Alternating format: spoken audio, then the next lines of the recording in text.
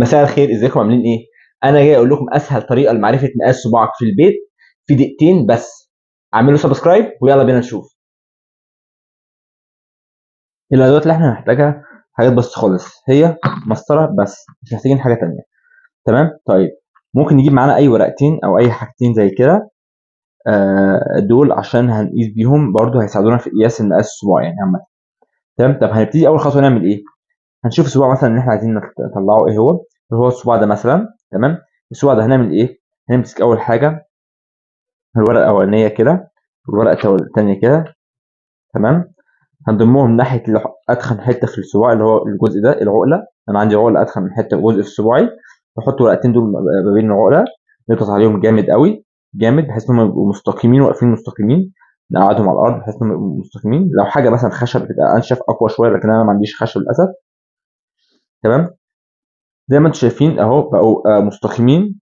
تمام. مش عارف واضح عندكم ولا إيه النظام. بعدها نمسك المسطرة، نحط المسطرة من أول الورقة الأولانية أو أول الخشبية الأولانية للآخر. ماشي، دي عاملة كام؟ 10 مللي أولانيين أهمت، وما كملتش 20 مللي، عاملة 18 أو 19 مللي. يعني احنا كده مقاسنا 18 مللي أو 19 مللي. طيب يعني إيه 18 مللي أو 19 مللي؟ يعني كده مقاسي 18 أو 19. في دقيقة بالظبط عرفت مقاس صباعي بسهولة جدا.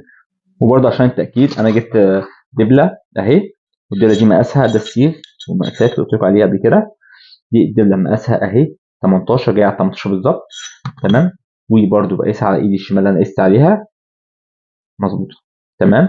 مقاسها مظبوط، عشان نراجع المقاسات اللي هو قلت عليه مقاسي 18. تمام. وزي ما قلت لكم، يفضل بدل الكروت دي نجيب خشب او اي حاجه ناشفه شويه، ونقيس من اولها لاخرها. فاهم قصدي؟ من اولها لاول اخرها يعني، عشان نعرف المقاس مظبوط بالظبط. وبالمليهات. يعني ايه بالمليهات؟ ملي. يعني كل اللي شايفينه ده 1 مللي، 2 مللي، 3 مللي، يعني كل سنتي بيبقى فيه 10 مللي. فهي المليهات دي هي اللي بنعرف بيها مقاسات. مقاسات اي خاتم او اي دبله. تمام. اللي هو الاسود اللي على الشمال مش الاحمر. تمام. هي دي مقاسات المصري اللي احنا بنستعملها هنا في مصر، او عامه معظم البلاد العربيه. لكن في مقاسات ثانيه بتبقى مقاسات امريكاني، دي بتبقى في المعادن الثانيه، بتبقى زي التنجستين. يا رب اكون افدتكم. لو حد عنده اي سؤال يكتبه في كومنت وانا هرد عليه على طول. ولو عجبكم الفيديو ما تنسوش تعملوا لايك وسبسكرايب، وشكرا.